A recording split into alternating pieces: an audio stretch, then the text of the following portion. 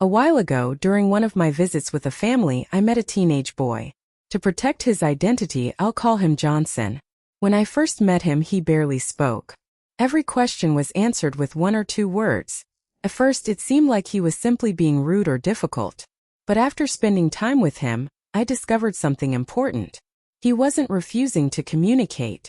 He had simply reached a point where he believed no one was listening to him anymore. His caregiver spent most conversations correcting, shouting, or giving instructions, but very little time listening. That experience reminded me of an important truth. Children don't stop talking because they have nothing to say. Many stop talking because they feel nobody is listening. Today, let's learn why positive communication is one of the greatest gifts we can give our children. 1. Stop talking to your child, start talking with your child. This is where many caregivers struggle. Most conversations with children sound like this. Go and bathe. Finish your homework. Stop making noise. Why didn't you listen? Notice something? The conversation is mostly made up of instructions and corrections. Children need guidance, but they also need connection. Ask yourself, when was the last time I had a conversation with my child that wasn't about correcting them? Take a few minutes every day to ask questions like, what made you smile today? What was the hardest part of your day? Is there anything worrying you? How can I help you today? When children know they can talk without fear of being judged, they begin to trust their caregivers. 2. Your words can build a child or break them. Every caregiver has moments of frustration, but in those moments our words matter more than we realize. A child who constantly hears, "You're lazy. You'll never change. Why can't you be like your brother?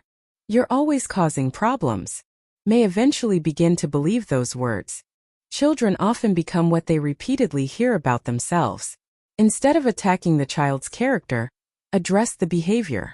Instead of saying, "You're so careless," try saying, "That wasn't a good choice." Let's talk about how you can do better next time. One sentence attacks identity. The other teaches responsibility while protecting the child's self-worth. Remember this. Correct the behavior without destroying the child's confidence. Your words should leave room for growth and hope. Here are 4 simple habits you can start today. First, listen without interrupting. Sometimes children don't need immediate solutions. They simply need someone who will listen. Second, get down to their level.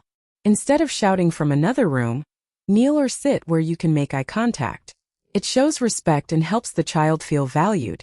Third, stay calm when correcting. Children learn better from calm conversations than from angry lectures. Finally, encourage more than you criticize. Notice the good. Say things like, "I noticed how kind you were today. Thank you for telling the truth. I'm proud of the effort you made." Encouragement motivates children to keep growing. Communication is more than talking.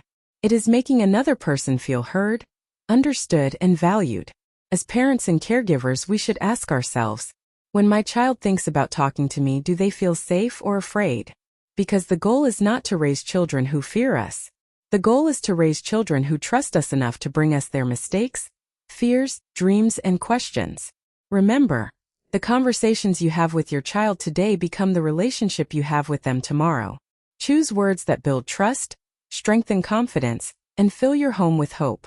If this message has encouraged you, please like, subscribe, and share it with other parents, caregivers, teachers, and mentors. Question of the day. What is one positive phrase your parents or caregiver said that has stayed with you throughout your life? Or what encouraging words do you often say to your child? Share them in the comments. Thank you for watching HopeRise.